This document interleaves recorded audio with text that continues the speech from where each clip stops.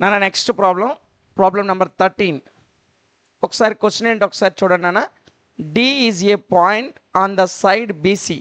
BC అనే side మీద D ఒక పాయింట్ అంట.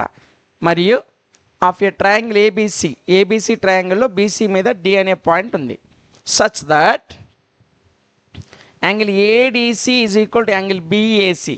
డి దగ్గర ఉన్న యాంగిల్ ఏ దగ్గర ఉన్నటువంటి యాంగిల్కి ఈక్వల్ ఆ ట్రయాంగిల్లో. ఓకేనా? సో దట్ మనల్ని ఏం చూపించమన్నాడు? CA square is equal to CB into CD అని చూపించమన్నాడు. చాలా చిన్న ప్రాబ్లం నాన్న, బుడత లెక్క. ఇలా అనేసరికి అయిపోద్ది. ముందు మనం డయాగ్రామ్ వేసుకుందాం.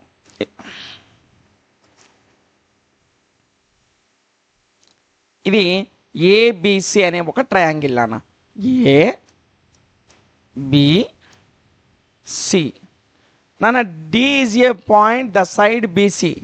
ఏ సైడ్ మీద ఉంది నాన్న? బీసీ అనే సైడ్ మీద ఉంది నాన్న. ఇదిగోండి ఇక్కడ ఉంది డి. ఓకేనా? సో ఇలా లైన్ గీసుకోండి. సో ఇప్పుడు మనకు ట్రయాంగిల్ ఈ విధంగా వచ్చింది. డి దగ్గర ఉన్న యాంగిల్ అంతా స్ట్రైట్గా ఉంటే 90 degrees. ఓకేనా? అయితే వాడు ప్రాబ్లంలో ఏమి ఇచ్చాడు? ఈ ఏ దగ్గర ఉన్న ఈ మొత్తం యాంగిల్ ఈ డి దగ్గర ఉన్నటువంటి యాంగిల్కి ఈక్వల్ అని ఇచ్చాడు ప్రాబ్లంలో. చూడండి, D is a point on the side BC. BC అనే సైడ్ మీద డి ఉంది. Angle ADC is equal to angle BAC. అంటే డి దగ్గర ఉన్నటువంటి యాంగిల్ ఈ ఏ దగ్గర ఉన్నటువంటి యాంగిల్కి ఈక్వల్ అని ఇచ్చాడు. ఈ రెండు కండిషన్స్ ఇచ్చి మనకేం చూపించమన్నాడంటే CA square is equal CB into CD అని చూపించమన్నాడు. ఓకేనా? ఇప్పుడు చూడండి నాన్న, in triangle ABC, in triangle ABC. ఈ ట్రయాంగిల్ ఏబిసి ఇదిగోండి నాన్న. ఏబిసి అంటే ఈ పెద్ద ట్రయాంగిల్.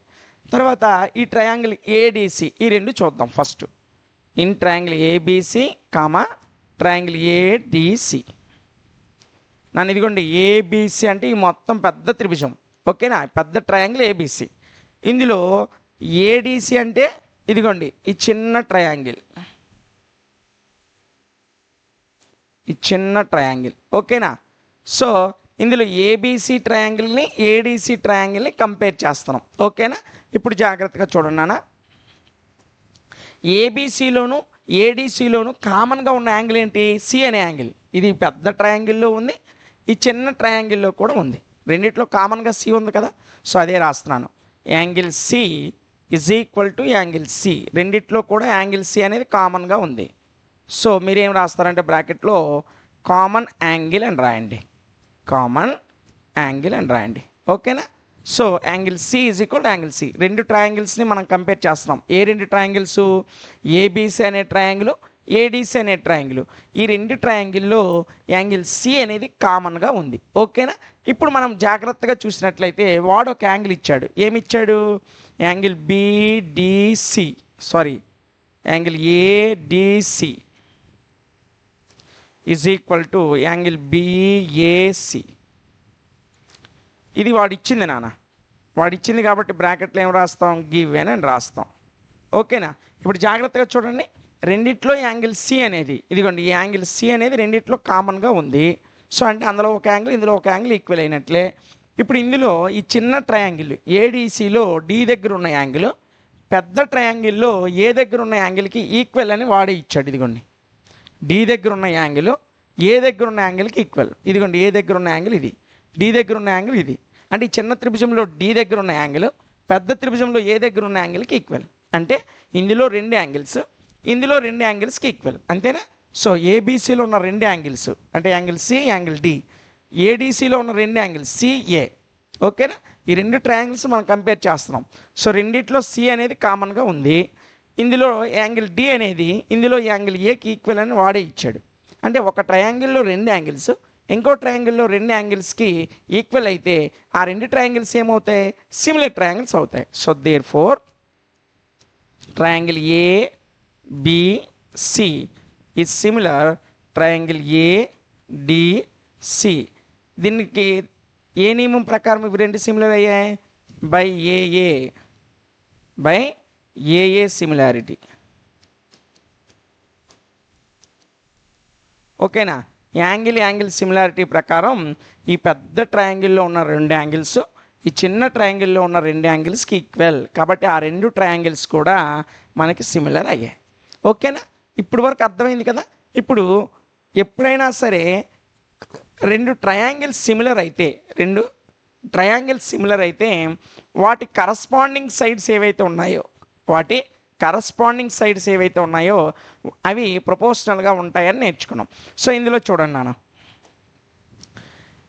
ఈ పెద్ద ట్రయాంగిల్లో సిఏ, ఈ చిన్న ట్రయాంగిల్లో కూడా సిఏ ఉంది. ఓకేనా? నేనేం చేస్తున్నానంటే పెద్ద ట్రయాంగిల్లో సిఏ అనే సైడు, చిన్న ట్రయాంగిల్లో ఏడి అనే సైడు, లేకపోతే పెద్ద ట్రయాంగిల్లో సిఏ, చిన్న ట్రయాంగిల్లో సిడి, అంటే కరస్పాండింగ్ సైడ్స్ చెప్తున్నాను. ఇక్కడ దీనికి బేస్ సిఏ, ఈ పెద్ద ట్రయాంగిల్ ఇలా వంగోని ఉంది కాబట్టి దీనికి బేస్ ఇది అవుతుంది. సో ఈ ట్రయాంగిల్కి బేస్ సిడి అవుతుంది. ఓకేనా?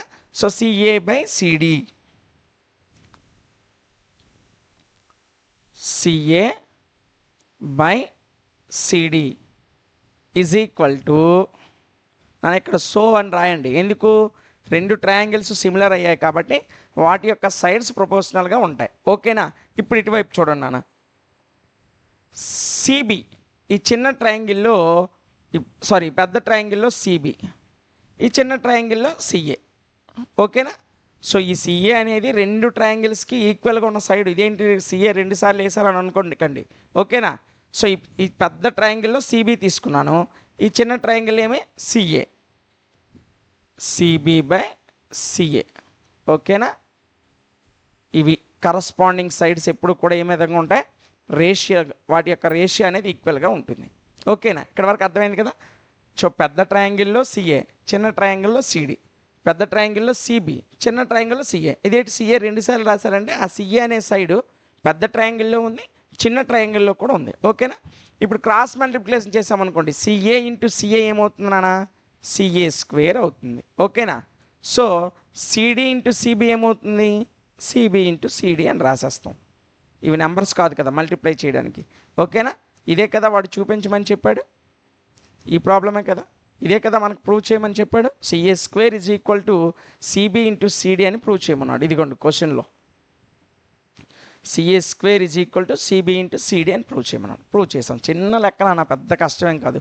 రెండు సిమిలర్ అని చూపించేసి వాటి కరస్పాండింగ్ సైడ్స్ యొక్క రేషియో తీసుకుంటాం అంతే. ఓకేనా? సో ఇది 13th ప్రాబ్లం యొక్క ఆన్సర్.